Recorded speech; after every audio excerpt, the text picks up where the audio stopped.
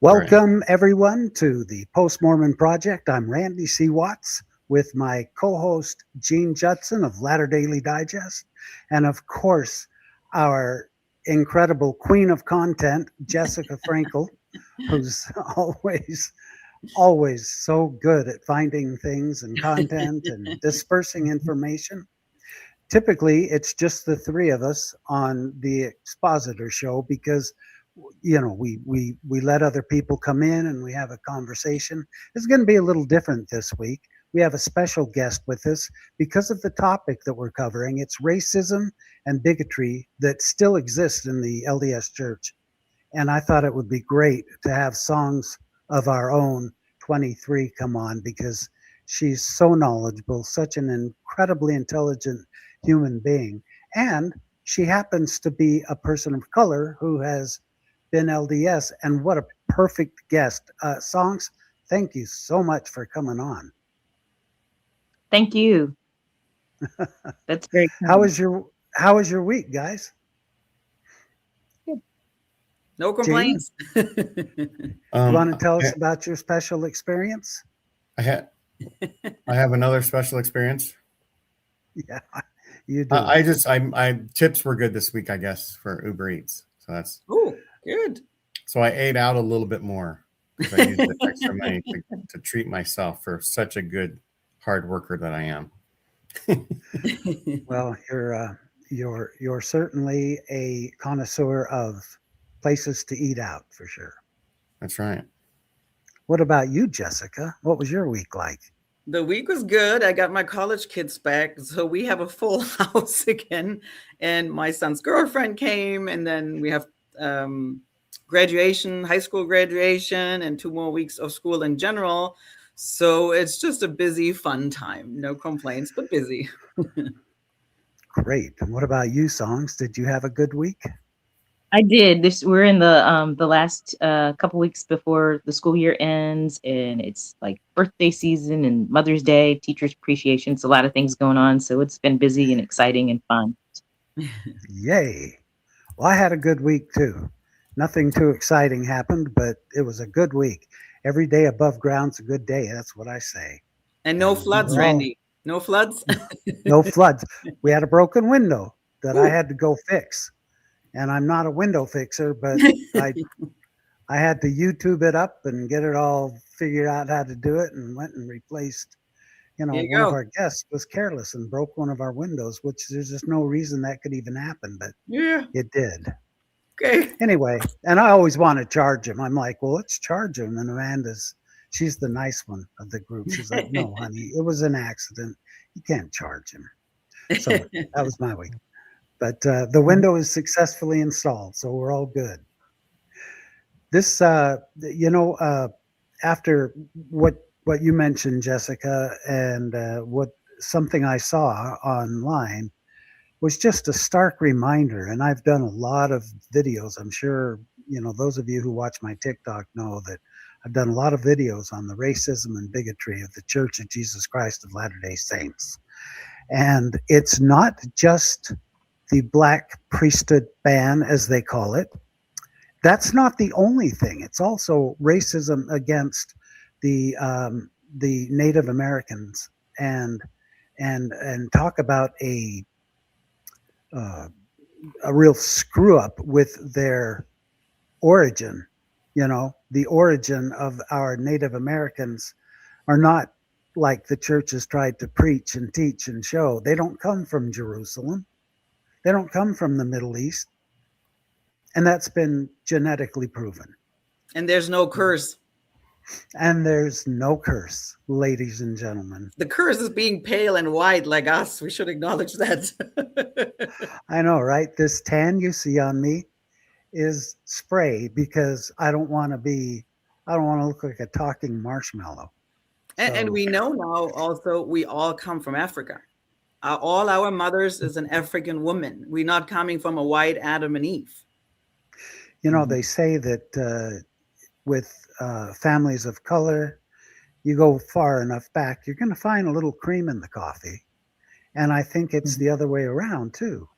if we go back, we're going to find that we have Black relatives as well. Exactly. Some of us have more pigment, some of us don't. But I'll tell you what, like I was telling I have a sweet little, I call her my daughter.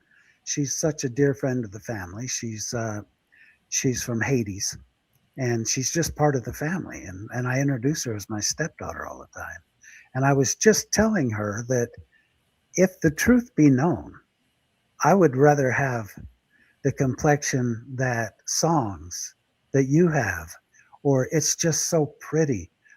In my opinion, the Black complexion is the prettiest complexion we have. That's why all of us white people are in the tanning bed trying to get a little color to say, hey, look, look at us. But it takes artificial or, hanging out in the sun forever, which gives you skin cancer. And I just want to say, if you think about it, if there is a curse, it would be the white skin, because the curse is we go in the sun and we get sunburned, and that hurts. So how is right? that about, not, that should be a curse. Oh, we got cursed that we go, if we see the sun, we're burning. But no, it's racism. Right. Well, songs, maybe like Jane had asked, maybe you could just give us a 30,000-foot view of songs of our own, and what your situation is, how you got here, and what you have experienced as someone who's African American, growing up in what I consider to be an incredibly bigoted, racist church. Yeah, so I guess basically I was in a convert family. My mom joined when I was a kid. She was kind of looking around for a church, and then the missionaries knocked on the door. It was after the ban, the priesthood ban, which priesthood and temple ban, I should say, because we forget about that part, I think. Anyway, so it was after that had been lifted. So we went in not knowing that that was the history of the church. And then, years later, they talk about it. I realized in thinking about that now that, like, when it would come up in Sunday school, it was, I think they either skipped it or they just kind of glossed over it. If we were look around the room and just change the subject kind of thing. A couple times I was encouraged to go to a different, we had 2 Sunday schools. One was an investigator Sunday school, and one was for the, members who were more. And so when they did that, they would oftentimes encourage me for whatever reason to go to the investigator class. And then I realized, oh, that's the weeks they're talking about the things that they don't want me to hear about. And that was easy to do when there's only one family in the ward. So, we were the one family for a long time. So anyway, my mom joined and my sister joined. And then when I turned 8, I joined. And, you don't know what you're joining. There's no consent. There's no truth. In our home, my stepdad was not a member, and he was kind of against the church, which made my mom's, resolve strengthened to make sure that she stayed in and stayed devout. And he would say things about the church because he'd watch things like the God Makers and things like that. And we just thought that was anti-Mormon lies. And, but I do think it was important for her that we became, that we still remembered our culture, and we would go to like other churches. Like when my family members would have something at their church, we would go. My mom still attends sunrise service at her sister's church. And this year it was multi-denominational, but all the denominations were, regular Christian churches and not Mormonism. But anyway, so I grew up in the church. My younger sisters never joined because their dad didn't let them. My older sister joined, but she left after she had my nephew. And then, so I ended up being the last member, last child my mom had that was in the church. And my kids were never baptized in the church. But I was a member until I was 40 years old. And then at 40, that's when I just kind of got sick of how things were happening in the church. Sorry, I have to plug in here because my battery's dying. But anyway, I experienced some racist experiences at church, as well as like things coming down from the pulpit that I thought were inappropriate. And I was waiting for the general authorities to tell the people in our ward that, hey, you can't say those kinds of things. That's not right. It never happened. So anyway, years go by. And then at some point I started finding a podcast about Mormonism. And then I found Mormon Stories, and started watching the Lila Tuller one. And then right after that, I found Chanel Achenbach's one, which was the one that those two spoke to me in ways that, some of the others never have. Talked to Chanel about her experiences, being a Black ex-Mormon. And then I started deconstructing, and then I found all the podcasts, of course. And then I would run into Gene and a few others in the chats, and we'd comment. And then I didn't realize he had a podcast, and I saw his podcast. I did a couple of episodes there, met everybody from there. So that's, I guess, the basic story up until this point. But I also That's talked right. to Lila. If you want to know more about songs, go to Latter Daily Digest and look up songs, and then you see more of her story. And so when did you first think about the racism in the church? Was it from lessons or from people's comments? People's behavior, people's comments. I hadn't read Mormon Doctrine, or at least not the racial parts of that.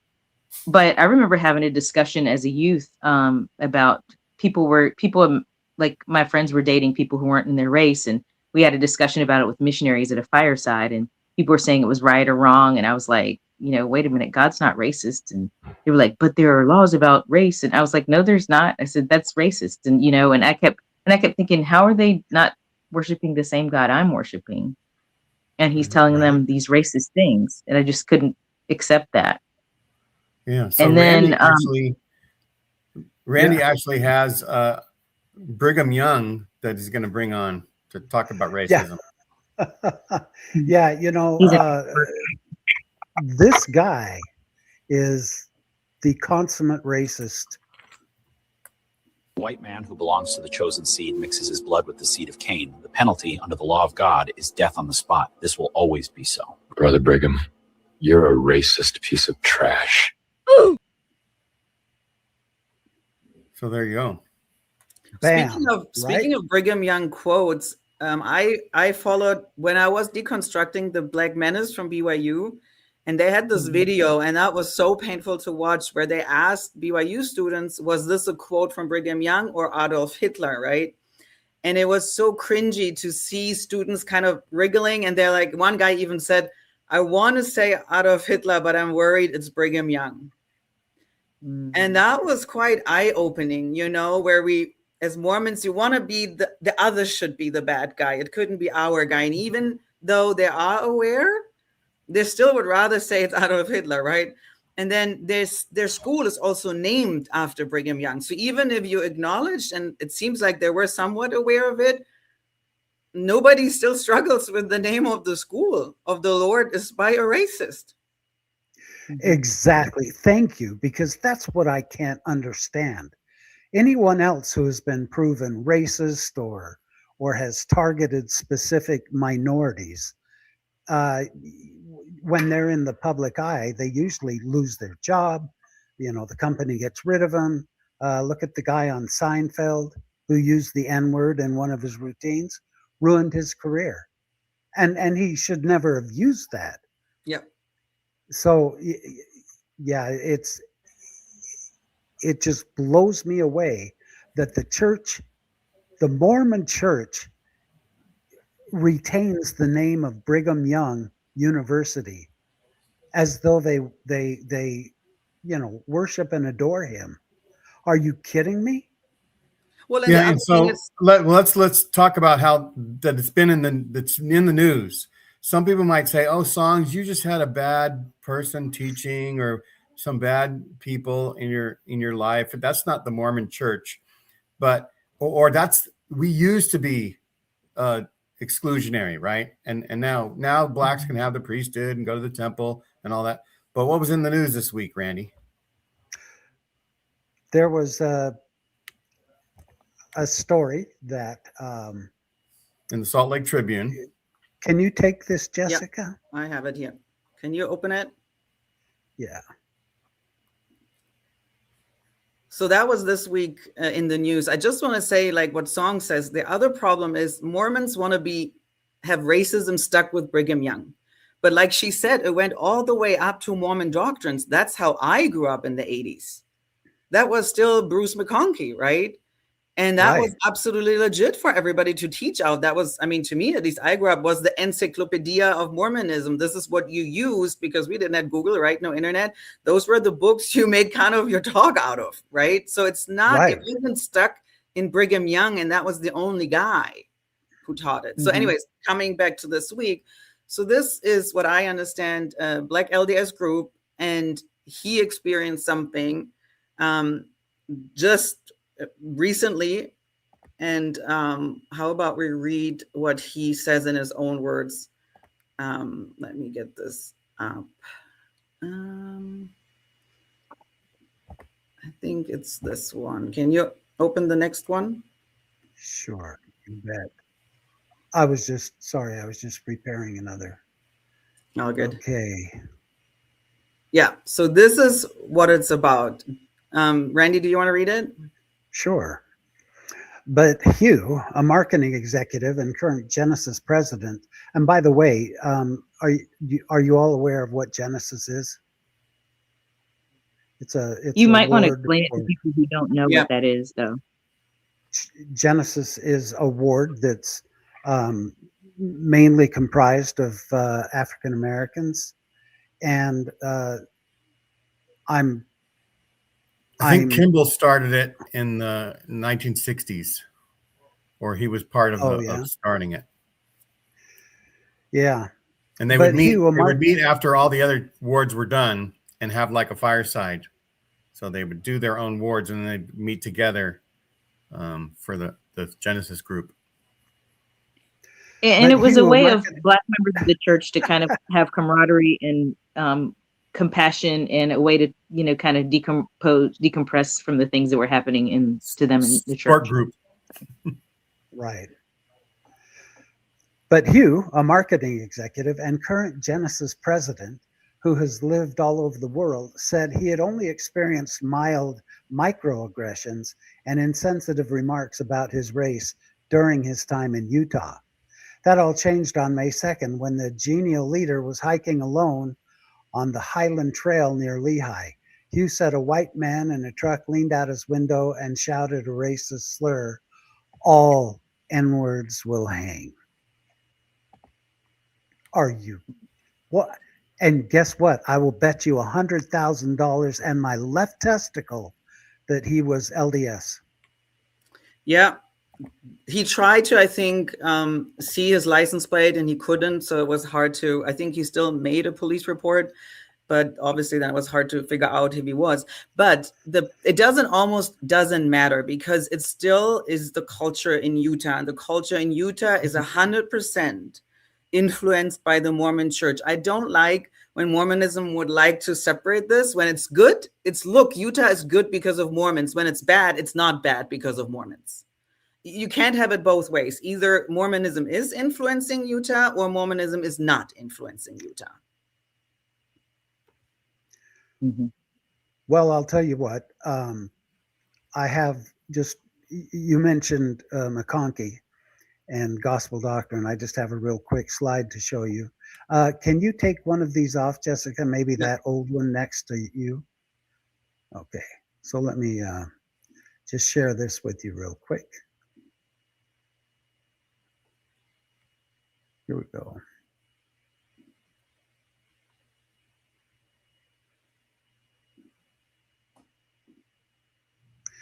Okay.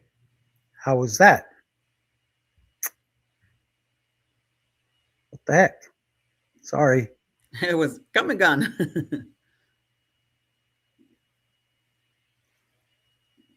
Okay.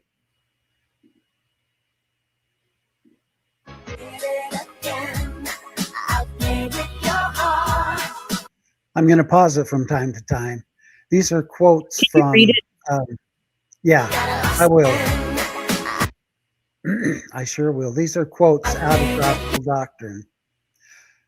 Let's see. Why don't you It unmute goes so- the video, because we don't need the music.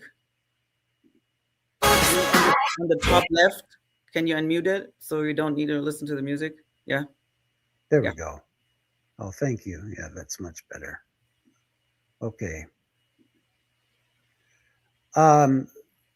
Those who are shoot.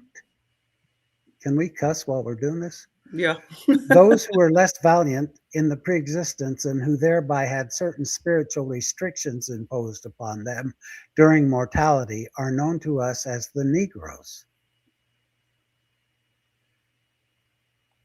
Such spirits are sent to earth through the lineage of Cain, the mark put upon him for his rebellion against God and his murder of Abel being a black skin. The Negroes are not equal with other races where the receipt of certain spiritual blessings are concerned, particularly the priesthood and the temple blessings that flow therefrom. But this inequality is not of man's origin, it is the Lord's doing, based on his eternal laws of justice, and grows out of the lack of spiritual valiance of those concerned in their first estate. Those who were less valiant in the pre-existence and who thereby had certain spiritual restrictions imposed upon them during mortality are known to us as the Negroes. Okay, so I think that just made the full circuitous route there. But yeah, holy crap. That's just in McConkie's gospel doctrine. I have, oh my gosh, I have tons of quotes and things, but I think it's very clear that and I'm going to bring a couple of those up, but I'll let you guys go on while I find what we're going to pull up next. Songs, did you want to comment on anything we've gone over so far? Yeah, I will say that's something too that like I never learned about until basically leaving the church, that this was the deep-seated beliefs of the people I was in church with. And I kept wondering why they were, sort of cold and distant in certain things, or like, for example, one thing that happened to me quite frequently is if I talked to any male in the church, especially a male who was not black, which we didn't have any black males in our church. So when I talked to them, I always got somebody in the priesthood coming up to me and saying, "No, Sister Childress, you know that you're not," oops. They would say, "Sister, whatever, Songs, you're not supposed to do this, and you shouldn't say that, and don't talk to this person because they're not fully divorced," or, things like that all the time. One time, I had a friend that I grew up with who I hugged, and like I don't know, he was back in town from college or something, and I gave him a hug, and I could see this look on his dad's face. He was giving me this like dirty, evil look just because I hugged him. Yeah. So it's that deep-seated belief that, you can be friends with them, but don't date them. That's what a friend of mine told me, who wasn't a member of the church. But then I realized, oh, my friends in the church, that's what their parents told us too. You can be friends with them, but don't date them, because then your lineage will be cursed. And they deeply believe that. And of course, in the southern states, especially, I mean, we do have, and somebody mentioned in the comments about Klan members in the church. There were always Klan members in the church in the wards in the South. Yep. And like, even to the point where I had a friend who was from Alabama who told me that when the ban was lifted and in her ward, like the ward split down the middle, like some of them were just like, they didn't want to be part of a church that accepted Black people at all. That was just, they were done. And you can imagine now, like the era that we live in now in Utah, this man hiking, like he probably ran into some people who were, Deseret Nation, who are Mormons, and they're, Christian nationalists. And the nationalist movement is moving more, it's coming back in a huge wave to Mormonism. So, maybe it never left, but now people can be more open and free about it than, that's it. Yeah. they were before. The John Birch They feel like, Society well, in the 60s was like the white Yes. Christian nationalist movement. And my dad would sort of tease my mom's mom and dad for, having their literature and stuff like that. And so Yeah. I remember that. And I'm so sorry. I didn't mean to bring this up. I didn't mean to automatically share. I don't know why it did. But this is just a quote that's really bothered me. And I have about 20 of these, but this really, really gets to me. And Songs, I'd love to get your opinion on this. But these are three general authorities standing there. Well, one of them the prophet. If the white sisters feel that they may not sit with them or near them, we feel very sure that if the colored sisters were discreetly approached, they would be happy to sit at one side in the rear or somewhere where they would not wound the sensibilities of the complaining sisters. We will rely upon your tact and discretion to work this out so as not to hurt the feelings on the part of anyone. Not to hurt the feelings on the part of any of the white folks is what he's saying. And John I remember that. John DeLynn had on this past week Gary Bergera, who wrote a book using the diaries of Wilkinson. I can't remember his first name, Dr. Wilkinson, John Wilkinson, I think. Ernest Wilkinson, who was president of BYU in the 60s. And they talk about that Wilkinson had specific policies to limit the number of African Americans that attended BYU. And he told people to tell them, we don't want you and stuff like that. And then he turned that as well on the gays eventually. Now, doesn't this go exactly against everything that God has taught us? Everything that Christ has taught, loving, accepting, do unto others. And yet the church is okay.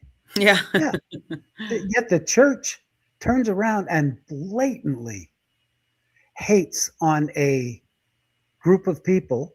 Now we're talking about the black people, but it also occurs with like I said, the Native Americans and the gay people now. They just take these groups and they slam them and slam them and slam them until they can't anymore. And all of the shit's about to hit the fan. And then, we had a revelation. Black people can go into the temple now. But I feel like there's something more sinister in that quote, that they're asking the black women to have tact. It's kind of victim blaming, right? It's asking the kid who was sexually abused to have tact and, don't rattle the boat, like be quiet, just do it in your home. Yeah, your feelings were hurt. So why were the white women not asked for tact to be Christ-like and loving and have everybody see it? Why were they not put in their place? That's just simple racism. Yeah, the context of that, I think, was that there were black women in the church who made the white women feel uncomfortable by sitting there in the ward building in the pews. Wasn't that the context of that quote? So, it's interesting, and it's always like that. And it's like I used to hear this all the time, but people would say things that were racist in the church, but you should forgive them. Yeah. And I have learned since, through therapy that you are not obligated to forgive anyone, and so, I don't have to go to a church where I constantly have to forgive people for saying racist things. Like they should be told not to say those or, chastised for saying them. But the fact that they never were that's a problem. Exactly. But it is always going to be a problem in a sense, because can the church exist? And we talked about this a little bit before, but can the church exist without its racism when it's foundationally built on the idea of the group of people they're calling Lamanites? And think about too, like the Lamanite, what was that program they called it? The Indian or Lamanite placement program, where they had these families of indigenous people and they assumed that their ways were better. So let's move these children into these homes with these families. And a lot of times you're finding stories of them being abused in those cases. I watched a few of the Mormon stories. There was a whole series about people who were, either part of that program or knew people who were part of that program or family members of part of that program who were indigenous. Not enough gets said about this. And I will say this too, because that came up Friday in the after I watched the Mormonism After Dark, that came up in the comment. And it is true. It's not enough is said about it, because that's the first part of racism that starts in the church. When you go to the first scripture, is it 2 Nephi? I don't remember the scripture exactly, but you all know what I'm talking about. Yeah. And it said that their skin. The Mormon atheist quoted the scriptures above. So everybody scroll up in the comments for the Mormon atheist. He says these two scriptures in the Book of Mormon was and it was white and delightsome. And then of course the 1982 version, they changed it to pure and delightsome. And this is a sidebar that I think is important to note too. The LDS church, the Brighamite church, the one that we all left, it actually changed that scripture in about 1982. But what I learned in my post-Mormon learnings was that all the sects that use the same Book of Mormon, they get theirs from the same place that you get yours from. So like Sam from the FLDS, that's in his Mormon what is it called? Growing Up in Polygamy. I don't know if you know Sam and his wife Melissa, but Sam, I asked him that in a live chat, and he told me, and then some other people told me this too. They get their scriptures from the same church, the Brighamite Church. They get the pre 1982 version of it that has white and delightsome, because for them, whiteness is part of their religion. Same with the AUB, the FLDS, the AUB, all the other branches get their scriptures from the regular LDS church. They just get the one that includes being white, because to them, whiteness was important. The racism is so important to their versions of Mormonism. So to say that it's not important to Brighamites, they're just not Right. admitting it. Well, and then how And many in the- languages wait a are the second, Book of just Mormon in now? the- it's Were they in all the- changed in all languages in 30 languages? Did they all change it in all those Book of Mormons? I doubt it. I think they only did it in the English version. And also the Book of Abraham has the the curse of Cain in scripture, talking about the reason why there are blacks is because one of Noah's sons married, I don't know if you know the name, No. Egyptus, I think is what it says in there. And so that's Brigham Young just gloms on that and just uses his racist terms to describe the gospel. And that's what generational racism looks like in our church. And it's consistent throughout all the Mormon scriptures. That racism is, that particular part of it is consistent through Joseph Smith's translations of all the scriptures. So it's in your whole quad. Yeah. And it's this idea of, to me now, this white fragile ego, right? Like if you cannot share a water fountain with somebody from a different skin color, then you're just a fragile person. You have a problem. And so that's in the scriptures as a curse, it's not even the skin as a curse. It's also to make them disgusting for the Nephites, right? So that they would not want to marry those Lamanites women. So it was more than that. It was really a bad thing. Even if you change now the words, it's still, the racism is still there. What was the curse for?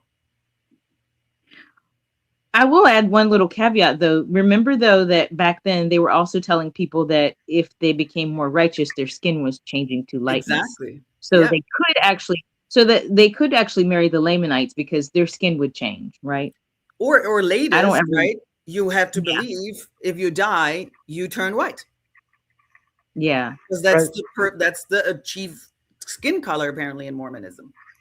Well, and President Kimball promised the Native Americans this very thing, songs, that if they live righteously, their skin will lighten and they'll become once again white and delightsome.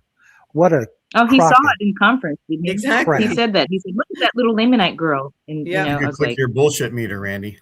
Yeah, I know, right? And we need to change the things on the bottom, so that we can upload some more comments. So this was another part of the Tribune article, the left, if you want to bring it up. The one that's all words? The Salt Lake Racism in Utah, yeah. So that was part of the article as well. Gene, do you want to read it? Yeah. But very few people, he noted, said what they were going to do about it in their community, I guess about the racist things that are going on. In their It has, however, prompted soul searching among some Latter-day Saints. Yeah, not all of them, just some of them. As a Black woman and member of the church, what happened to President Ronell Hugh forces me to ask hard questions about who we really are, says Tamu Smith. Mormons say they follow Christ and sustain the prophet, yet too much of what I'm witnessing feels more Trump-centered than Christ-centered. And then the next one was a good comment in the comment section about the general issue, what we have. If you want to put that up. So that's going a little deeper, right? Like deep down, the doctrine and the teachings, so what we're all saying, are racist until the story and the verbiage regarding the teachings of skin of darkness and white and delightsome are formally refuted and removed, and past behavior and teachings by Brigham Young called out and rejected as sinful, there will always be an underlying racist belief system in the church. That. Right? That's the core problem. That's the truth. Exactly. I follow, it's on Instagram. She is from Sierra Leone, but she grew up in the UK and she deconstructed Mormonism. Her name is Unravel with Mariama. Just really great content coming really from the African continent and how it feels then growing up in the UK. And just something that was kind of heartbreaking was this one. If you look at those cute girls and then what they were taught, if you want to put this up. Not only God, it shines and it tells your story. You dance and they can't control you. They watch and they all adore you. If ever you are in doubt, remember what Mama told you. Brown skin girl. So she's sharing, right? That's her at her baptism day. That what we just said, right? She believed she had to become white and delightsome as an 8-year-old girl. If that's not heartbreaking, I don't know what it is.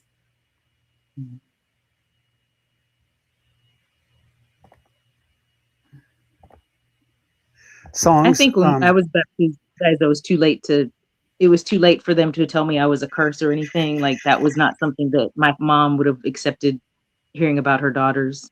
Like they would not have won with that. So Yeah. Songs, maybe you can help me understand this, or Jessica or Jean. Why are there Black people who are still active members of the church striving for that eternal life by going through the temple and doing all they need to do, knowing that the history of the church is what it is and the lingering racism that still exists because of the church spreading all this complete bullshit to the members early on? They think that everyone's just going to suddenly say, oh, well, now that the church has changed, now that God's changed his mind, let's all of us change our mind too. That's not how it works. Why, Songs, do you think some I have this Black conversation a members lot. say? Randy, I have this conversation a lot because I still have a family member who's an active member. And the truth of it is that the way that she sees it, and probably a few others, is that, you know, she's to endure to the end. And that the persecution that you experience in this lifetime makes it better for you in the afterlife. So that what you're doing is preparing yourself for being an exalted being in another life. And this is part of the things that you have to suffer and endure. And, you know, because I hear a family member talking about, like, you know, just the ignorant things that are heard every Sunday that are so racist and people don't see it and they're not, you know, but she believes at some point they'll come around, and maybe it's because of her influence and her example. But I will say, like, there have been, when I was growing up, there were many Black families that joined the church.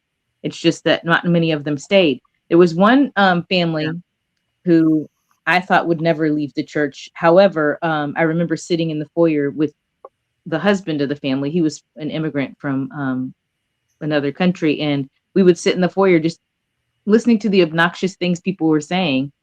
And just like, you know, we didn't even want to go sit in the chapel with them. You know, that's how bad it was. And so later their family was in the news because the son was told that his hairstyle, which was an African hairstyle, was not appropriate for the college that they went to. And you can look up the story, but that was the other Black family in our ward. They're no longer active. The husband passed away as an inactive member. Go ahead and say their names. And it was at BYU Hawaii, right? Yeah, BYU Hawaii. Yeah. And it was, the son's name was Kanan. And, you know, I watched him growing up in our ward. Like, he was, you know, his mom was in our ward. She was friends with my mom. And, you know, my mom tells me that the last thing she said to her was, "You're still going to that church?" I was like, "Why are you still going to that church? You're going to give your money to them." And, you know, but she was so furious because she saw the light when they treated her son, you know, a certain way because of his hairstyle, which, you know, and he actually complied with their rules and everything. And they still, you know, tried to question his, you know, his ability to be a student there. And BYU Hawaii was supposed to be the more open-minded, you know, of the schools. As far as I was concerned, I was always told to apply there because, you know, I could be in shows because my skin was dark enough, is what someone in my ward told me.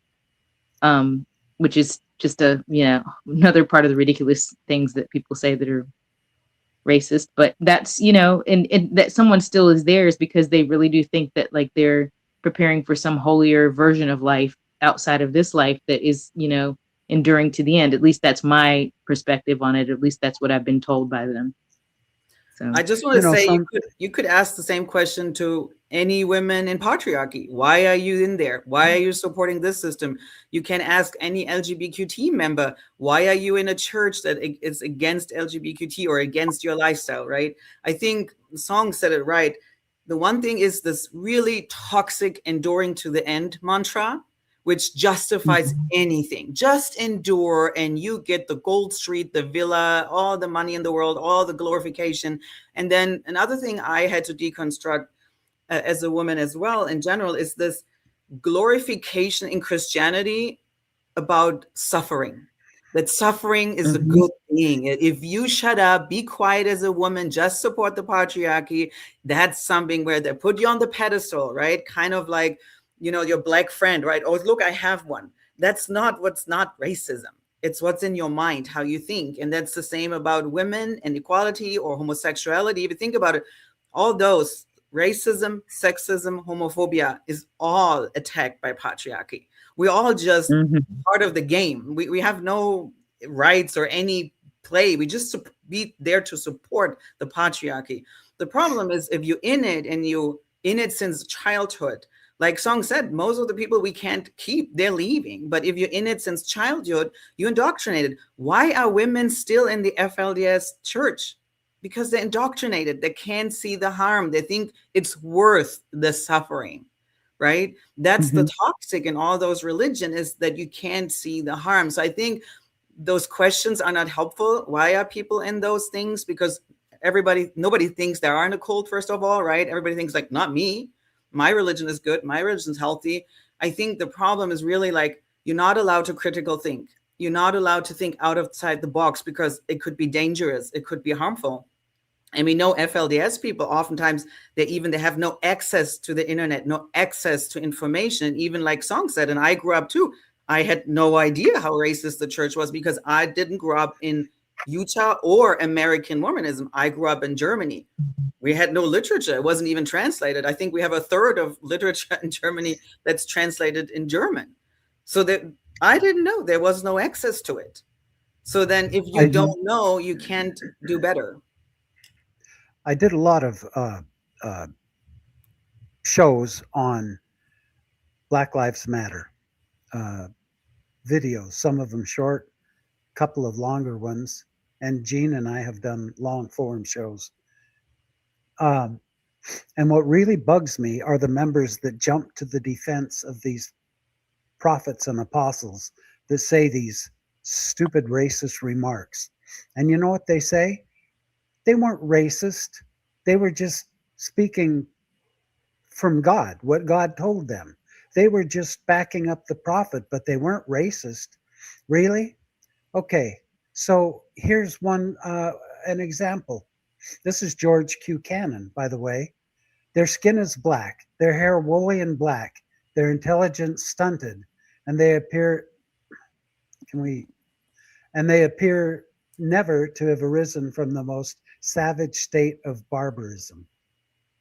Really? Is that a loving prophet? Or is that someone who's as racist as hell? Exactly. I mean, to the point, I think it was Summer's interview, right? That she had a dad who was a football player.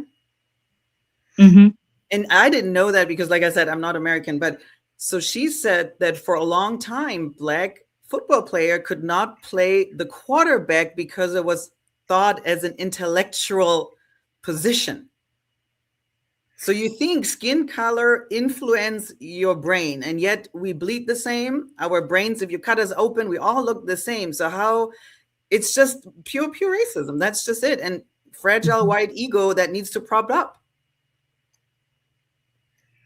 Well, I think it'll continue until there's apologies and there is a reconstruction of the doctrine and dogma and even the canon.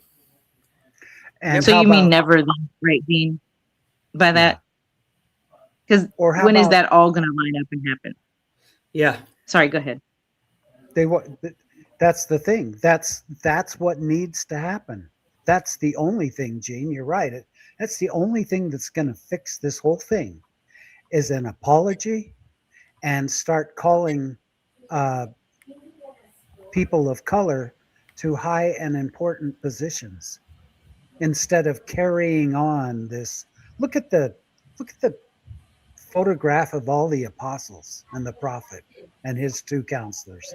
It's just like a whitewashed, you know. When do we get a little diversity in here? When do they put their actions where their mouths are? Yeah, what other organization do you know of that is truly like not racist that has only white members leading it? Good question too. But also the Mormon church is still the whitest church in America.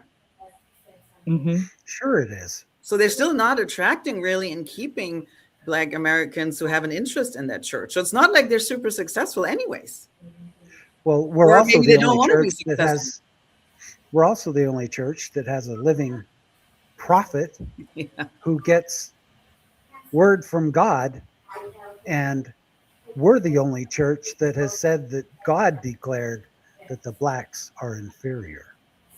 To the best of And my isn't it knowledge. weird the messages isn't God sending such weird messages? Like instead of sending something helpful, like, you know, why don't we teach people about germs? Or why don't we teach people about how not to spread diseases, or like medical advice, or like advice that will actually help them stay at peace or out of war? But instead, God gives them messages about suing people. Sue the podcasters. Kick One out guy. anybody on a podcast who says things we don't believe in. That's what God is Amen. telling you. That's the revelation. Treat your members of your family who are LGBTQ A plus badly. Don't let them stay at your house for long. Oh, oops, let me take that back. Like, what the hell kind of message is that from God? What kind of loving God sends that message to his people? Exactly. Yeah, and you know, I think that the Mormon basically gospel, the way it's shared, and like we know that all the TikTokers that are Mormon missionaries just say, hey, come study Jesus with us, right? It's all about Jesus. And as Black Priest had said, it's unfortunate that Caucasian Jesus is exploiting African blue-eyed converts now to make up for the dwindling numbers. But, you know, it's a flavor. It's a flavor of Christianity, right? And some people that have something wrong with their upbringing in the Methodist church or Lutheran or Catholic church or some other thing, and they hear something about the Mormon church that they like, and they think about that more, and so they join, and then they try to tamp down all the things that they don't want to hear. And that's why people stay in the church, and that's why they're joining in Africa. But it's not going to last very long, right? It's not going to last long.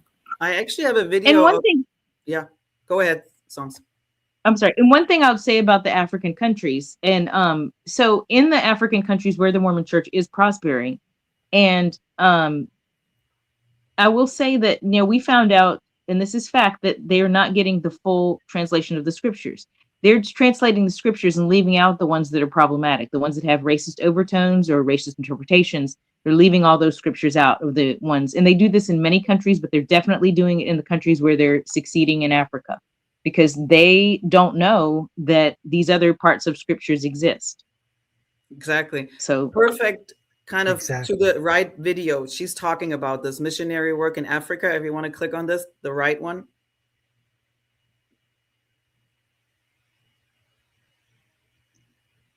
One further. The right one. So someone posted this on the Mormon there we Stories go. podcast group, and I just wanted to respond to it here as well. I put a comment in there. Their response was, this looks like a cult because 104 people getting baptized all at once. It would be better if they all got baptized one by one, which I understand, but that's not what I took away from this. My takeaway is that this is modern day colonization. And yet the Mormon Church is probably not the only Christian organisation that's in West Africa doing this, but it's a prominent one, and it's the one that I'm going to talk about because it's the one I grew up in. And I despise them for it. the fact, to add on top of that they have the audacity to have been historically saying members who look like this, look like me, were cursed of God because of our skin colour, and not apologise for it, and then still be over there in West Africa in particular, growing the numbers, it pisses me off. And that's a point too, because the people who are doing the baptizing over there know fully what those scriptures said and what Mormon doctrine said and all those racist things they were taught. And they feel like they're helping, they're being the savior in the situation. And that makes it even worse. And in a kind of hilarious way, that's exactly what the Book of Mormon musical is about. Two white missionaries, naive kids going to Africa thinking they're bringing the true gospel, right? They can help those people and have no understanding of their culture, of their troubles in their land. And they have literally nothing to offer, but they think they have everything to offer, right? Mm-hmm. And the next video to the left, the TED Talk, that's what she wished she could do as a TED Talk that she would like to give about the Mormon Church apologizing or not. So you need to pause it and then we can read it. I just made it a video, otherwise it would be so many slides. Oh, okay. If maybe songs and then Randy, Jean, we all read one page. I'm having trouble seeing it. Oh, on my okay, then we'll do screen. it. Yeah. I'm not changing those pages. Is that you, Gene? I'll control them. Okay, So then the LDS Church taught racist doctrine for over 150 years and has never apologized. This isn't about hurt feelings. It's about an institution that taught racist theology and still refuses to take responsibility for it.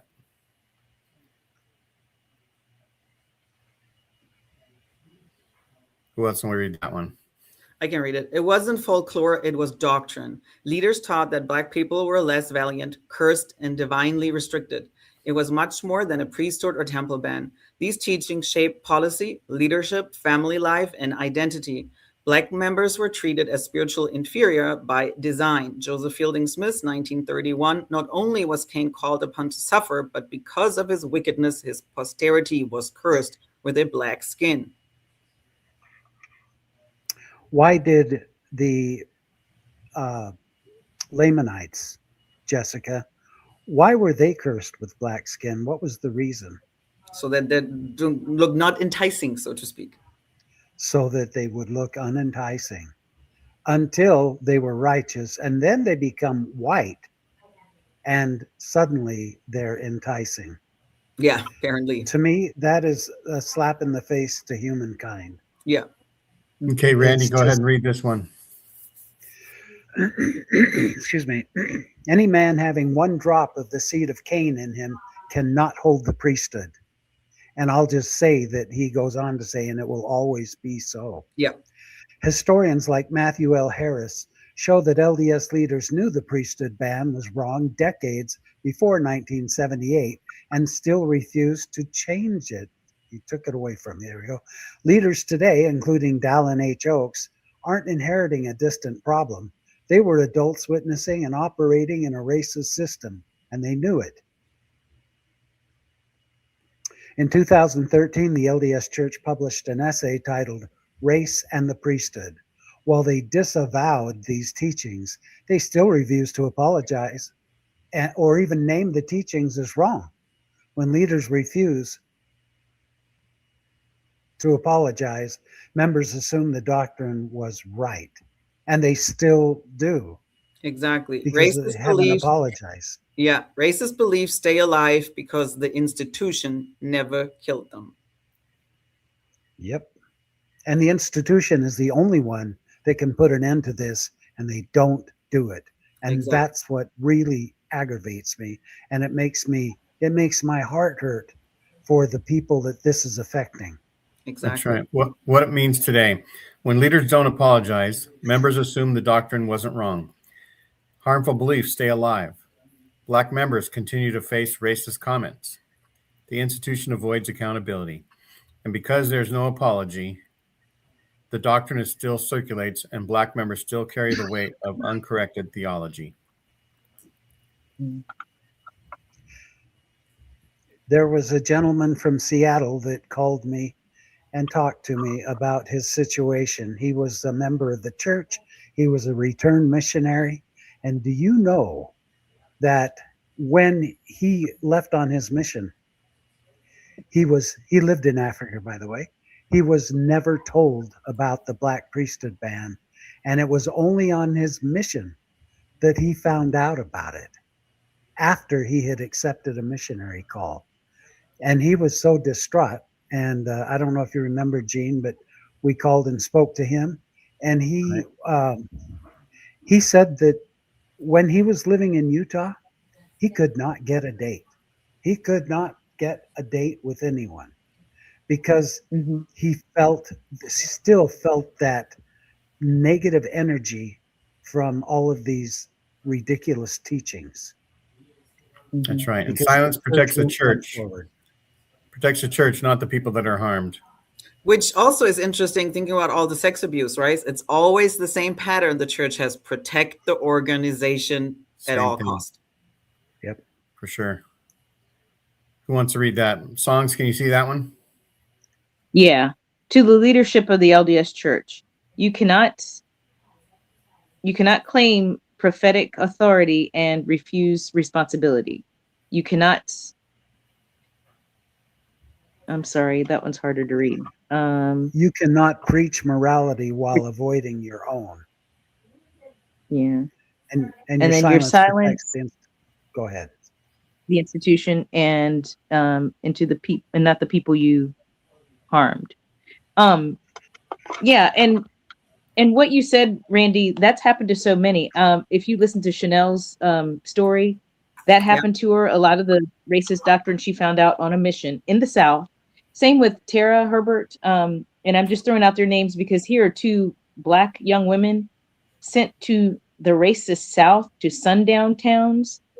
And that's a church where, with no clue how to keep them safe and protected from the harm that could happen to them in the southern town. I mean, the fact that we in 2026 still have sundown towns is a whole thing. But that Yeah. you're going to send young Black naive women into, and I say naive because I feel like most Mormon women are raised to be naive. I was. Yep. About what's happening in the world, and then you go out and you're living on the hope that discernment will keep you safe, Yeah. and that's not safe. But you're putting all these missions on them in themselves are dangerous. But another aspect of that is sending people of color into sundown towns. Yeah. Young, naive people of color into a sundown town where they don't allow people of color to live in those places or to exist in those places. And oftentimes that, people Songs? don't survive. A sundown town? So that's Yeah. a town in the South where when the sun goes down, people of color cannot be there. And it's not a law per se, but it is enforced. So that what you find is a lot of crimes happen to people when they're in a town after dark because they were warned and they don't belong. And that's, the message that's sent. And it's been happening since forever. But even recently, truck drivers of color, make sure they're out of sundown towns if they're aware that they exist. Otherwise, crimes happen to them or they end up unalived. So, Wow. Wow. I didn't know. yeah. I mean, I know that I lived in Memphis for quite a while, and they have a lot of these things. Some of the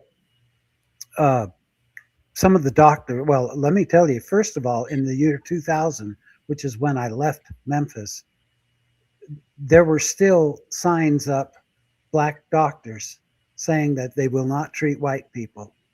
And there are Black clubs that do not allow whites.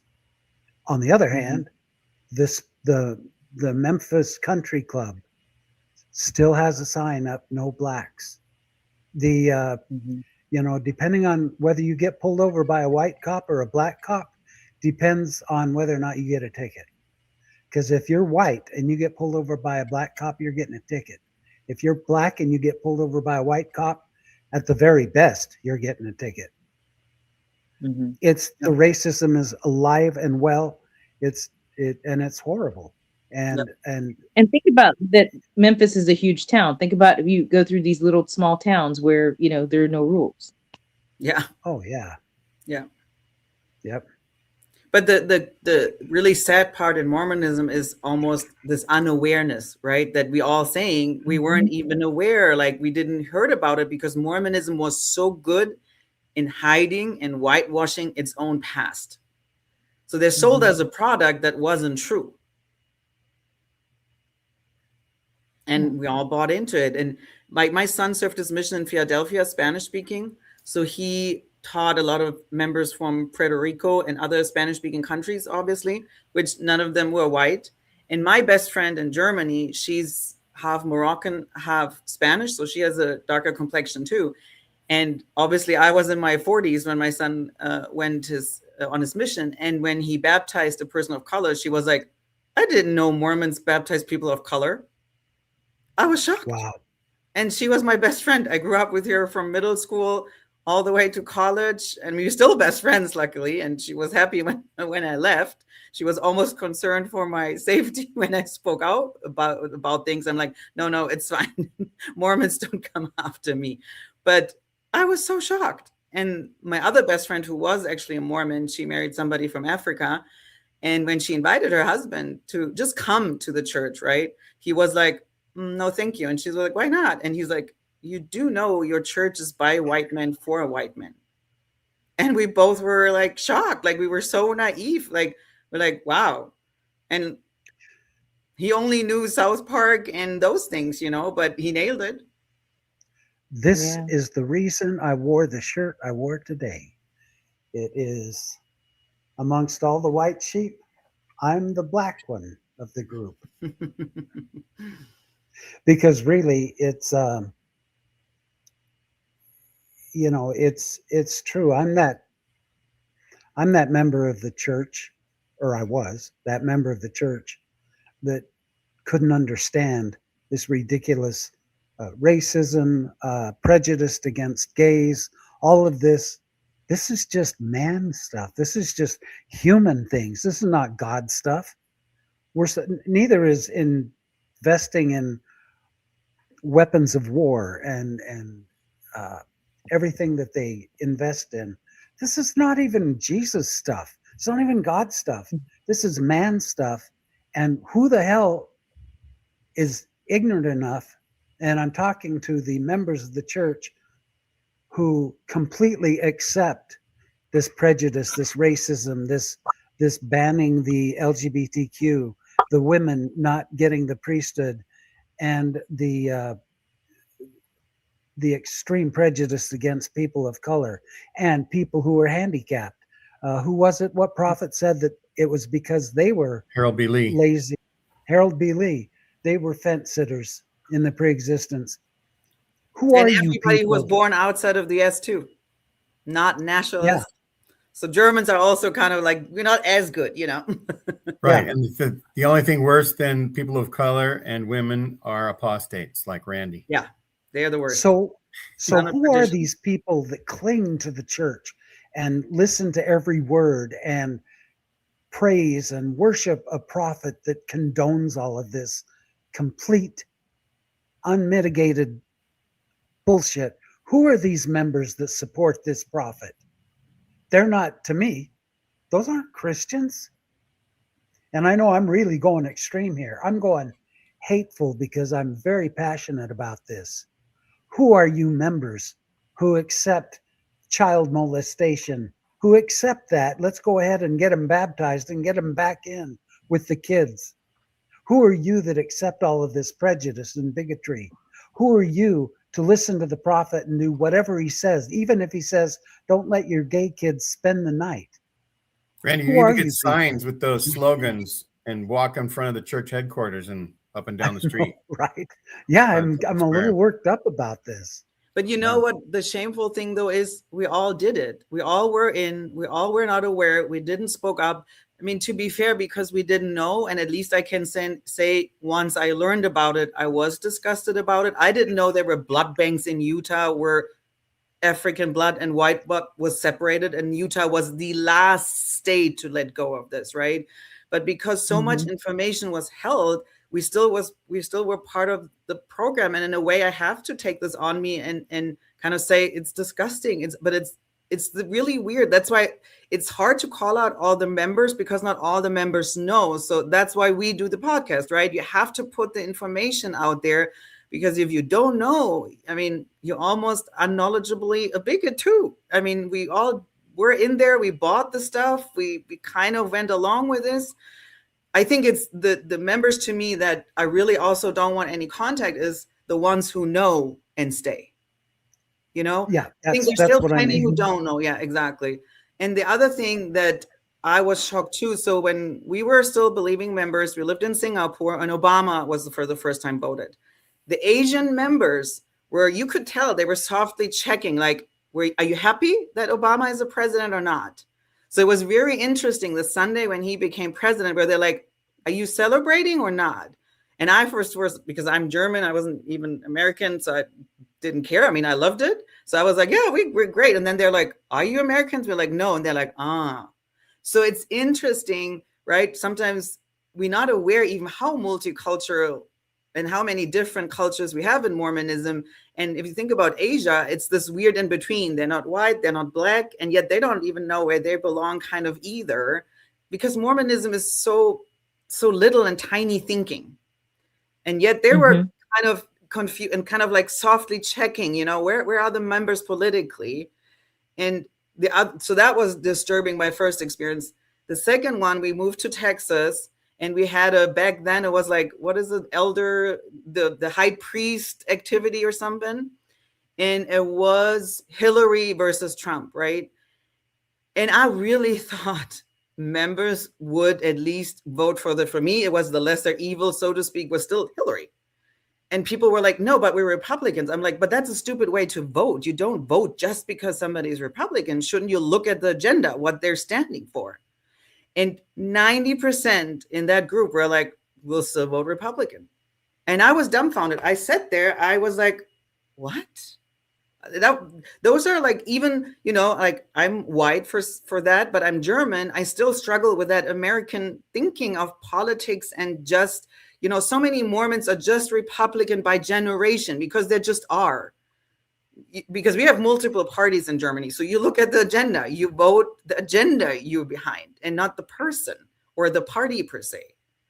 And so there's so many things where Mormonism is not aware how white American it is. Right. And Jessica, you can get rid of that one thing at the bottom and add some more things. Song, do you have any comments on what's been saying lately? Yeah, I'll say that too. The first time that election happened, I was a little surprised. What I've learned since then is that it has nothing to do with the party. It has nothing to do with this last few elections have happened due to things like race and gender. And in America, race has always been an important thing. And as much as we would like to think that we've overcome our race issues, this very day, you see evidence that we're still deeply embedded in our beliefs about race. And for this person that was elected, whose name I don't want to mention, but what I will say is that the people who keep especially the people going to church at the Mormon church and who keep voting for him, it's because they are afraid of a brown country. They're afraid of a country that becomes less white, because that means less power for them. And that means that I think some of them are afraid that what they have done to all other races will happen to them at the hands of someone who's not white. Exactly. And that is the biggest fear. And that's the biggest motivator in any of this that I've seen. And, I feel like if you understand that, then you understand, the whole of where American history is, because things that didn't happen the way that they should have, maybe after the Civil War, and now we're seeing the results of that. And if by comparison, you want to think about how, like, what happened in Germany after World War II, they handled things in a much different way, so that now some of the things that are praised, if you're praising that person who was in power during World War II there, you get in trouble. It's punishable. Whereas here, if you praise people who were going against the government in the 1800s and the 1850s, like it's not a crime, where maybe it should have been. Maybe we'd be in a different place about this. It's kind of like patriarchy and feminism, right? Like, if women just want equality, What if they want revenge? That's what patriarchy is afraid of, right? What if we women would Yeah. do to men? And that's what I'm saying. Like sexism and racism is so close together. It's almost like twin relics to each other. It's really disturbing. And that's just like, it's so shocking. I mean, kind of like that's my t-shirt for today. It's we're never going back, like ever, Kamala Harris, right? And yet we Yeah. are going back. It's really disturbing to think that, you know, and Yeah. like our grandmas had more rights in America than we do right now. How did we get here? Yeah, they're grabbing us by our hair and dragging us back, you Yeah. know. Yeah. Handmaid's Tale. It won't also is- happen, you know, without kicking and screaming, but you know. Yeah.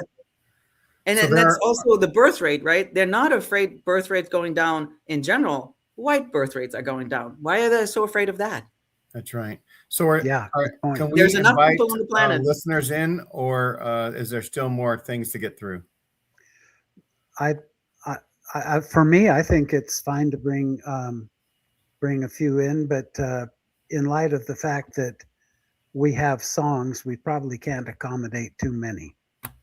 Yeah, and maybe we can have some people just say their piece and move on if they want, or get an answer. And Because I then know we're about out of time. So yeah, if we could maybe come on, give your comment, and then slide over to the next person, that might be great.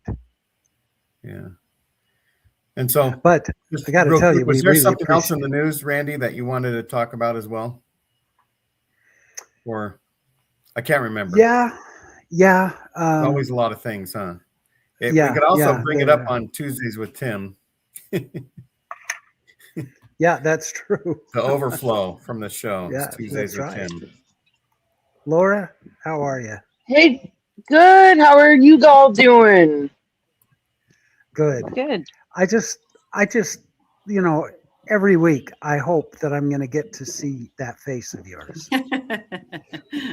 My dry skin, my wrinkled, furrowed brow, my nicotine stained teeth, my jowls, my huge bushy eyebrows going off in every which direction. My beady, close to set together eyes. You're really missing out, Randy. Are you describing me? Because you just did. No. To a T. No, Randy. Actually is. That would be me. That would be Little me. tiny beady eyes. I have close set together eyes. Me too. And So, Laura, what do you think I'm about fat. today's show so far? Happy. About what? Today's show so far. I wasn't able to hop in until the last 10 minutes or so.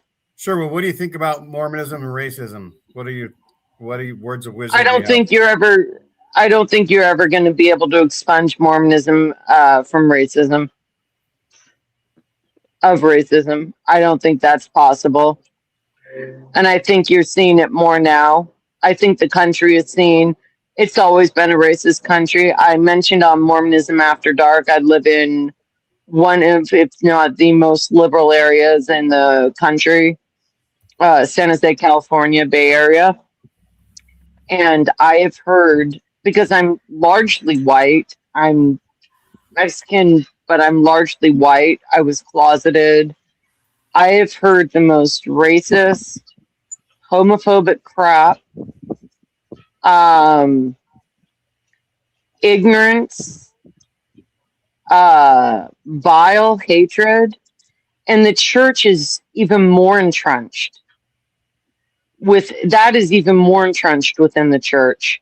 And I think you're seeing with Trump, we were never post-racism, ever. With Trump, the blister popped and the infection spread everywhere. And now we see the country for what it is. People are emboldened and they're doing what they always wanted to do. And in the Mormon church, they're doing that as well. Rebecca Biblioteca just had a thing about the leader of the Genesis group being called the most hateful slur possible while he's out hiking by a guy with a pickup truck.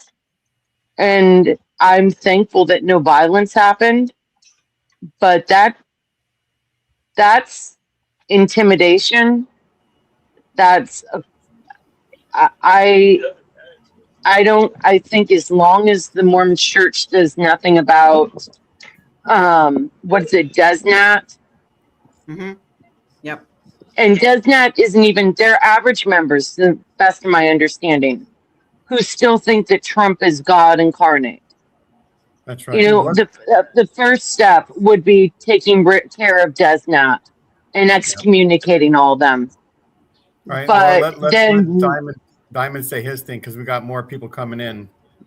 sure. Diamond, would you want to Yeah, say? I don't. Yeah, and I agree with Laura to a point. I don't think that there is anything that the Mormon Church can do about it, because where you have people, you have racism, right? Where I disagree with Laura, I don't think they can do anything about DesNet as well, because I mean, you can't. Well, I mean, technically, you could excommunicate someone for voting for Trump. Technically, you could do that, but you kill your own base if you excommunicate people for that. And there's a lot of people who have DesNat ideology, but they're not open about it. So my kind of question that would be is how do you identify DesNat? Because if the majority of people are DesNat, how do you separate them from people who aren't? Right. The active participants on social media, those are the ones you go after because those are the only ones you can prove. Well, yeah, but I mean, even then, it's like, and this is the problem: is the Mormon Church itself is racist and has a handbook structured in racism, but going after DesNat is not in the handbook, and it goes fundamentally against its inherent structure. So I don't think it'll happen personally. Well, and not all the Trump supporters in the church are DesNat. Those are two separate entities. Sure. In some ways. Yeah, that is true. I think going back to my original point, I just wanted to touch on that. Like wherever you have humans, you have racism. And while America does have a lot of work to do, it has made a lot of progress in a lot of years. But the progress is there, which I think is kind of cool to see that I think is overlooked, like Obama, first black president, right? How many other countries here in Asia will you have a black president? Zero, because racism here is worse. It's brutal, right? But yeah, it's really interesting to see how the dynamic of racism is built into Mormonism from its founding, and therefore, like, it can't go away because if it goes away, the Mormon Church goes away. You see what I'm saying? The doctrine goes out the door. So let's invite Kendall to give his 2 cents. Oh, somehow we can't hear you. You're muted, Kendall. Even though you unmuted, we still can't hear you. Somehow you got to connect the. Nope, we can't hear you. Somehow you got to connect your what's it called, mic. The right settings. Could be the flux capacitor. It's all your fault, Alex Randy. say something until Kendall comes back. Hi, Tim. Hi, Randy. If you want to hear Tim talk, come watch us on Tuesdays. We're not going to let Tim talk today. No, I'm just kidding. He's just going to sit there and look pretty. I saw a really, really good post on X yesterday about American exceptionalism and racism. Was it an exceptional post? Yes, it was very exceptional. And he talked about how this is a cycle that America, it was founded by white men to keep everybody else oppressed, keep rich men in power, white rich men in power continually. And he went through all the cycles that America went through after the Civil War, how the blacks got privilege and then they destroyed it. And then after World War II, how the women got power and the white men destroyed it. And how what's going on in America, how white men are in power and they're destroying America. It was just really fascinating when you look at it. When you have money, you can be resilient. You can do whatever the hell Did you you say want. how black people? Did you say how Pardon? black people got power and then destroyed it? Yes. The white people destroyed the blacks' power. The white people destroyed the black, like what happened in Lawrence, Kansas, and he gave other examples in the South where they buried whole black cities under lakes, and stuff. I didn't know about any of this history. I mean, I knew about Lawrence, Kansas, but I didn't know about the other examples he gave throughout history. And I went, oh my gosh, it was just really, I mean, it was really well done. I can't remember the guy's name, but it's on X. And it was. Are you in, Kendall? Wow. Can we hear you? No, can't hear you still. No. Maybe go back out and come back in. Yeah. If I may add, like what I find fascinating, which is kind of timely. If you think about, for example, just the Epstein files, it's pretty much only white men in there, right?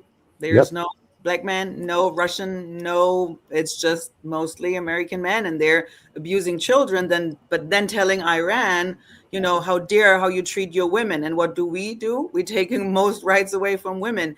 It's really, I feel like, crucial right now how America still thinks they can play the moral person, and they're doing the most shittiest and shadiest thing in the world. And yet they're having a hard time having a black woman for a president, right? Like Obama, yes, Trump was beat by men, but then with women, and most Western countries had female presidents, and they're very, very successful countries. So yes, we can be maybe happy we had Obama, and yet it's still won. Yeah. I would hereby request Obama return. Michelle Obama. I'm for Michelle Obama. Yeah, Michelle. I'm for My wife said China she'd vote because China doesn't have these problems. They do. I hope Kamala Harris runs again. Exactly. Either. Well, if anybody else wants to come in, I'm going to leave so somebody else can come in if they want. Chuck wanted to come in. Tuesdays with Tim, everybody, and but I'll come in for the after show. So just leave me down below, and then bring me on for the after show. Jay wants you to send it to him. Huh? Cut and paste the link and send it to Jay. I can't do that. You can't do it? Okay. How am I supposed to send it to Jay? I don't know. Jay asked you to send it, but I also posted it in the Postmodern Project. So Jay, if you're the only the guys that control the show are the only ones that can put a link in the. Yeah, nobody else can post links. Also, the StreamYard.com link you posted just says StreamYard.com, StreamYard.com. It's not a bit. Anyway, I'm going to go down below and bring me on for the after show. Good job.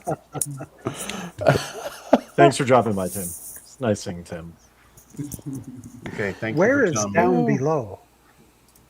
Does he have a chamber down under his house or something? Who's next, Chuck or Alex, to say his 2 cents? You pick. Go ahead, Chuck, then. Yeah, good evening to y'all. Do you hear any echoes? No. No. Okay, all right. Yeah, I'm just coming on. I'm coming on here celebrating my after being at a Black Baptist church, my parents' church. They're celebrating today is their 51st anniversary of marriage, and they had a celebration there. Yes, they had a celebration where I had my father surprised my mother. Family and friends came in from around town and out of town, surprised mom after the pastor did his sermon. And I'm just adding on to what you all were just talking about racism in your church. I thought about here I am. I was at a Black Baptist church today here in Monroe, Louisiana, where my parents attend church, and the people were just as welcoming as they can be. Even if you all had shown up, they just come in and welcome you, and they just show you to your seat. They say, oh, we have your. They see you, and I think there have been whites to come there to the church, and I think they have one white as a member of that church, and but they're not built on that, and the kind of pastor they have there. He's very welcoming because, by the way, he's with the city of Monroe anyway, and he works out of the mayor's office. Friday Ellis, who is white, and he's around a lot of he's around various groups of people. That's what makes Reverend Ike Bird the pastor of the church that he is here. I want to make this comment, Chuck, because what you said is very interesting. You went to a Black Baptist church. I have been able to walk into one before, and it's incredible. It's if you haven't seen it, it's really great music, incredible. Rejoicing. Yeah. Oh yeah, everyone happy and laughing, and the pastor getting happy. I wish that everybody could experience what I experienced when I lived in Memphis.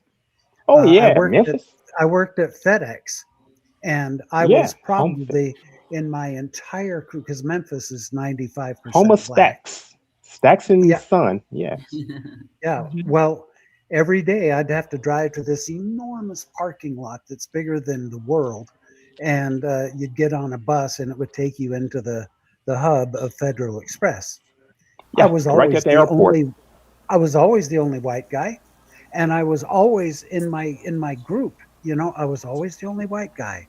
I didn't experience problems like that, but I did learn what it feels like when you get on the bus and everyone just looks at you, and it turns everything around, and you start understanding what some of these people of color feel like being Yeah, being a minority, especially when they have a church that's anything but Christian coming down on the race.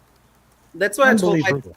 That's what I told my dad today. It's kind of like, I think the best anti kind of venom, whatever, against racism is live in a different country for a while. Be an immigrant, be a foreigner, not your language. Don't move to a country that where they speak dominantly English, right? And then feel how it is when culture is not common to you, when hurdle, you learn hardcore empathy all of a sudden because you're grateful for somebody who puts up with you and makes an effort to help you in that culture.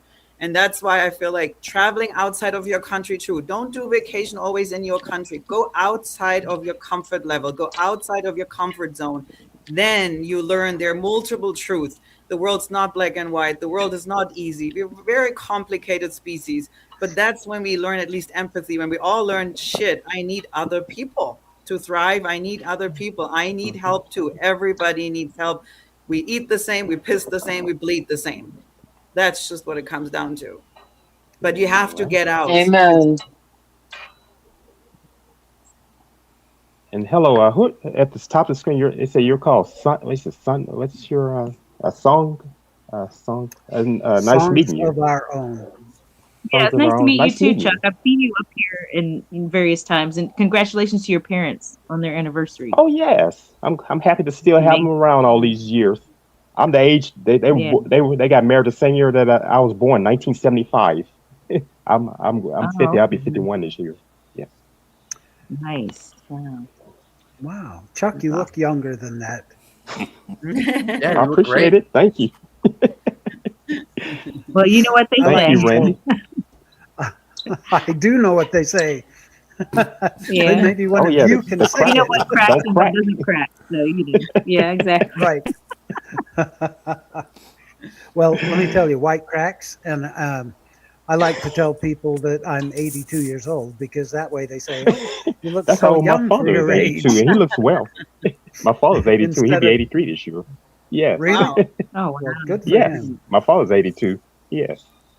You can't Well, okay. tell. Everybody tells him. And my mother will be 80 this year. Yes. She'll be 80 in Wow. July. Well, just for the record, Chuck, I'm not 82. I'm 66, but I'm on my way. Yeah. It's sad that I just had to tell you that.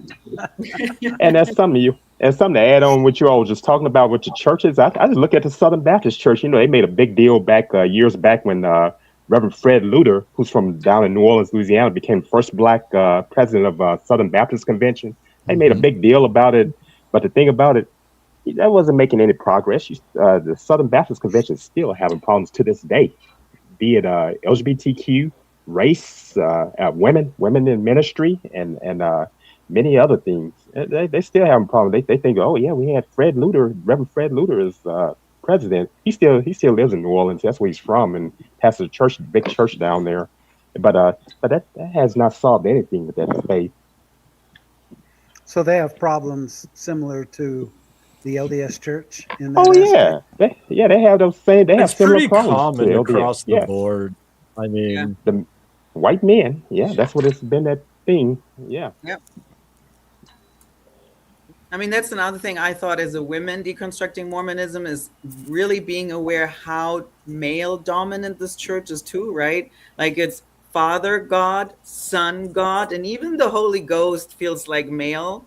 And then as a Mormon women, you only can trust in authorities only in males, right? And then put racism on top, and it's a toxic mix. It's a very small group of people who has power and represents everybody. And then we're surprised it doesn't work. Have you seen any photographs of the Holy Ghost, Jessica? Not recently. I've seen the Holy Ghost on toast once. Yeah. Oh, it wasn't the Virgin Mary? Do you know? I mean, have you heard of the maybe Mormon it's the Holy same. Ghost Who joke? knows? Who Do you know the knows? Holy Ghost joke? Which one? Well, the Holy Ghost never is always working, right? 24/7, always needs to impress people and or revelation, whatever, right? And so one day Jesus asked the Holy Ghost, "Hey, do you want to go on vacation? Do you want to take a time off?" The Holy Ghost, I mean, that would be nice. I'm really like working for, hundreds and thousands of years. And Jesus like, "Where would you want to go?" And he's like, "Let me think. Somewhere I've never been before. I would like to go to the Vatican." The Vatican. It's a Mormon joke. It's a Mormon joke, right? Go to Italy. Okay. Exactly. Oh my god, that just reminds me of Family Guy, where Peter Griffin and the gang are trying to like find God. They land in India, they get off the plane, and then they look around. There's like, God is not here, and then they go to Israel. And it's even worse. Yeah. Same kind of idea. Exactly. Always slam dunking on the other religion, right? Kind of like South Park. Someone in the comment, Jay Castro, was talking about South Park. He and I were talking about that. They always coming up with issues and poking fun at things. Well, to be fair, I like South Park and Family Guy. Oh yeah, because they go after everybody. Like, I'm Hindu, and they mock. Yeah, they don't hold back on anyone. But A, it's funny, and B, they go after everyone, so it's fun. Oh, they do. Yeah. Yeah, they go after everybody. So whatever. But Isaac Hayes, may rest in peace. Out of Memphis, Stax, Shaft, and he was a part of Scientology, and they made he was Chef Southpaw. He was the voice of Chef Southpaw. But what happened? They started making jokes about Scientology. He got in his feelings and he quit the show. Wow. Oh wow.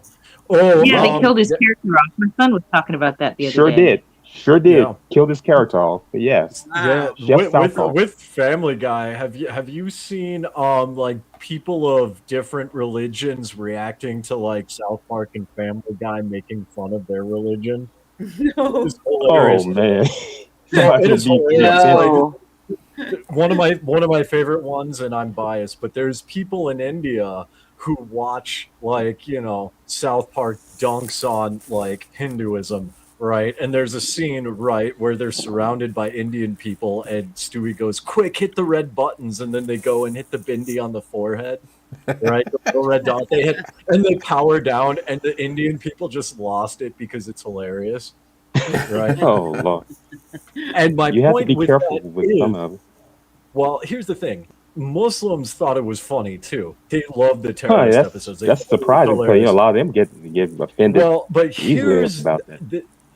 Here's the ironic thing, is because like with Islam, it's like because of like the dynamics of culture, right? They don't like terrorism either, so they're gonna laugh at it, right? But it's interesting that like people of different faiths, we can laugh at ourselves, but when you look at like Mormonism or like fundamentalist Christianity in general, it's like terrible. True. Yeah, it's they like cannot laugh blasphemy about themselves. Yeah, that's true. That's true. Yeah, there's also a good one from Mr. Bean. He has a stand-up where it's like "Welcome to Hell," and he plays Toby the devil, and so he's like welcoming certain like groups of people to hell, right? Like drug dealers or whatever. And then he's like, "And the Mormons, yes, you tried really hard to be the only true one, but the Mormons, welcome to hell. You are not the only." A guy came out to one of the general conferences. A guy came out there. All those protesters out there, and this guy's up there talking about see you in hell, or talking about you're gonna be in hell or something. He was going messing with the people going into the conference center. I saw that on YouTube years back. Some people laughed at him, and there were others that got offended. Yeah. Yeah, both those people. Yeah, they were coming out, going in, and he was out there just yelling at somebody. Say you talking about them going to hell. He was Yeah. messing with them. Yeah, General Conference is an interesting thing. I lived in Utah for a year as a nanny, and I had a friend from Austria, and she's Catholic, never heard about Mormons in Europe. A lot of people don't know what Mormons are. And so I took her to General Conference, and back then you had to stand in line, right, for hours to even get a ticket, and then it was That's a kind of big like you can, place. yes. And so somebody I've saw seen that it. we were young there, and he was like, "Do you need tickets?" And we are like, "Yeah, we're from Europe," kind of played this card, and he actually gave us tickets. So we then went to General Conference, and after the first session, my friend was like, "This is the most boring shit I ever seen," and we were staying an hour for hours in line for tickets. She's like, "Nah, I'm done, girl." I'm like, "I don't blame you. It's fine." I have a hot take on General Conference, so it's going to be kind of a hot take, but so basically, I think I understand why they continue to have predominantly white men and not other people. And the reason for that is because of colonization, but on a deeper level, right? So on the surface level, it is colonization. But I know here in Mongolia, if a Mongolian, right, because of how Mongolians, like just the social dynamics, they view each other from what my wife has been telling me, if a Mongolian was up there, he would not be trusted. He would be considered to be a thief, stealing people's money, etc. But if it's American or someone from a powerful country that's not Mongolian, like even Japan or South Korea, he would be respected, right? Mongolians, from what I am told, and I don't know how universal this is true, but from what I've been told by my family and people I know here, people here in Mongolia don't trust Mongolians, but they'll trust foreign products like Japan and America and things like that. I've heard people say, and this is anecdotal, but I've heard people say similar things in Africa, right? Where in Africa, there's a lot of corruption in the government. People don't trust the government. But when a Yeah. wealthy white man comes in and says, "We have the answers and we care about you," they love Americans. Americans, we're friendly people. Americans are friendly people, right? There's a level of trust there that isn't there for their own government and their own thing. This is anecdotal, right? I don't know how true it is. I'm just kind of bringing this up for the sake of discussion, but I think that makes the colonization aspect even more sinister because the Mormon church knows the cultural dynamics and knows that people don't trust their own government and they're stepping in to fill that void intentionally. Yep. That's why I see. Yeah. That's why I see a lot of Africans in Yeah. the LDS. I notice, and because you don't see say African American. And I know Song probably can talk about her experience in LDS, and there's a guy I know quite well. He's in LDS right now. He's the first black student body president at BYU in Provo, and he's an optometrist in the Raleigh, North Carolina area. He and I have become acquainted with each other, but I could tell he loves. He say he loves it, but and I'm thinking when he starts talking, like, okay, you like being in there? What I hear all these experiences that you all are giving, and I said, okay. I mean, and Black Priesthood brought up a really good point, and that's Yeah, why I brought up Africa. he has a position too in the church, and I think he's in the first Yeah, presidency. Yeah. because in the comments, Black Priesthood brought up something I've personally experienced, and me and Tim Rathbone actually have talked about on the show, where people from Africa would talk to us. And because I've done like Minecraft, and I have about 40,000 followers on my Minecraft page on Facebook from Africa. And they found out I was Mormon, and they got on the bandwagon. And I've had personal conversations with people, and it just amazes me to people. They would literally ask me in a private message and just be like, "Hey, my bishop said this. What do you think about it?" And I'm like, "I'm just a gamer. Like, why are you asking me?" And then they would explain the dynamic of the corruption in their country, and they don't know who they can trust, but because you know, I'm an American and they've seen me and they feel comfortable with me, they can ask these questions. And that kind of like triggered a little thing in the back of my brain. It's like, wait a minute, there's something deeper going on here. Can you guys hear me now? Oh yeah, I Oh hear you. yeah, we can hear you. Okay. It's a Yeah. miracle. Hey, Kendall. The comment I wanted to say earlier Kendall. was like, because Mormonism is so overwhelmingly white, I didn't have a single non-white person in any of my wards until I had gone to graduate school after my mission. And I grew up with the impression that the whole priesthood ban was like, oh, they couldn't pass the sacrament. Like, it was so minor, and we corrected it like relatively quickly because they never emphasized, you know, when it started and everything. That's all just kind of vague. But after having lost my testimony, like, and looking at it for 15 minutes with objective eyes, like, you guys, why do we even call it the priesthood ban? People of every shade of color that wasn't white could not go to the temple. They were banned from the celestial ban as well. kingdom. Exactly. Yeah. Yeah. Like, Yeah. for Yeah, you can almost attest to 100 it, years, so. we said they cannot go to Mormon heaven. Like, this is way bigger than a priesthood Kendall. ban. Like, we should be so outraged of this. And I only put this together like fairly recently, I'm embarrassed to say. But still, like, why do we call it the priesthood ban when it was literally, you are banned from heaven, all of you, not just men from the priesthood? Yeah. Right. Yeah. Boy, Or lucky, Kendall, if were you're you in lucky, Utah? Yeah, I grew up in Utah. Yeah. or if you're lucky, Okay. you become a servant in I've the been to that celestial state one kingdom, time, right? song. I went there for General Yeah. Assembly in Unitarian Universalist, 2009. That's the only time I've ever been to Salt Lake City. Yeah. I've never that's been to good. Salt There's Lake. been a I've lot of been to St. George. change lately, at least in Provo, because of BYU, right? So when I joined in 2020 and I moved to Provo, Utah, there's a ton of Africans, right? Yeah, you can get the And, Africans. Yeah. Africans, several Indians I've met Yeah, from you can get India, from Thailand as well. And I can't help but wonder, because of what Kendall was saying, right? Like, it's so overwhelmingly white that, like, during the pandemic, and the pandemic is when people are sitting at home on the computer and they have the time to look this up and they're like, wait a minute, this is weird.